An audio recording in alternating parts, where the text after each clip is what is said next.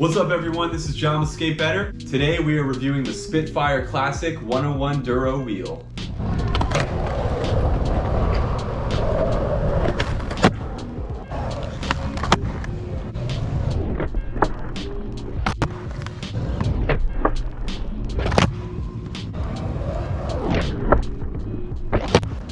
So the reason I wanted to review this wheel is because number one, I'm having a really awesome time with it. It's been a while since I've skated a classic or similar to classic shape, and I'm really liking my experience. And number two, I feel like this wheel does have a lot of significant pros and cons that would be interesting to go over. So that's why I'm gonna do the review. I was basically just inspired. So to get started, I'm not gonna go into too depth with the measurements and the size. I have two videos that do a good job of that. You can check out the OJ Nomad wheel review that has a really good breakdown of different wheel sizes, riding surfaces. So just to get clear on this though, the Spitfire Classic shape has a width of 32 and a riding surface of 15.5, so the patch that actually touches the ground, like the dirt patch there. So I'm gonna get a little bit closer, so hopefully you can get a good visual of this, but I do like comparing wheels visually, and I did set these up from riding surface, greatest riding surface to least, from this side to my left or your right. So this is the conical full. This next one here is the regular conical. And then this is the OJ Nomad, and just keeping in mind that's a 53, the rest of these are 52 millimeter. And then finally we have the Spitfire Classic at the end. So once again, just giving you a little visual. It's not crazy, the difference, but you can see the dirt patch considerably is smaller on the Classic from these three, I'd say from all three. So let's get into pros and cons of this wheel. The pros of a shape like this are pretty obvious. I would say it's definitely lighter, so it's a lighter weight wheel. It feels a little bit lighter. It feels like my flip tricks go a little bit easier and lighter.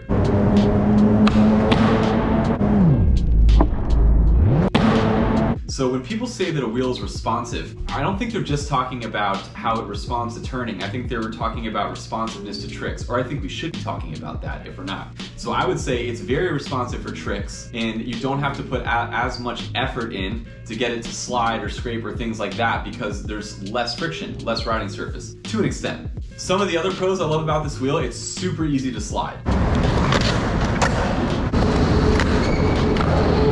I would say it slides a lot easier for reverts. It slides a little easier for, nose slides, tail slides, things like that. So you got the lightweight of the wheel, you got the slideability of the wheel, and you got the responsiveness. Now, responsiveness is a personal preference. When I first threw these back on, they did feel a little bit squirrely. And remember, like the difference between having like a penny, if you had like a penny, right, like a coin, as a wheel, as opposed to like a steamroller, right? It's like a really, really wide wheel. The penny is gonna be able to turn a lot quicker and make sharper turns than the big wheel will, or the big steamroller. So if you take that in consideration, it will be a little bit quicker, turn a little bit more responsive. And I did find that actually. So I had to tighten my trucks a little bit, but then I'm also using Bones bushings right now, which I'll do a review on later, and that kind of seemed to balance it out a little bit.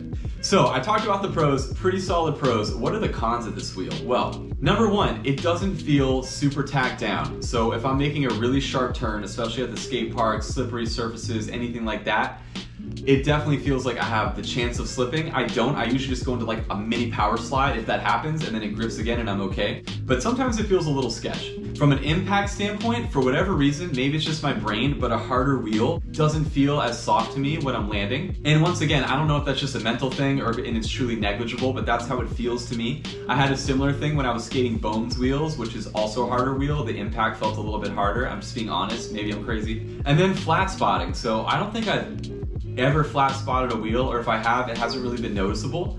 And this wheel, I had two instances where I was just skating around the skate park. I did a quick little power slide to stop myself. Maybe it was over a rock or there was something there, but I did actually flat spot one of these wheels. It wasn't too intense. I was able to roll out of it in the same session, so it wasn't that crazy, but I've never had that happen. The second thing I noticed about this wheel, which is interesting, is it gets a lot dirtier than my other wheels. So the 99 Duros or the 94 Duro, or I think it was 95 is the OJ.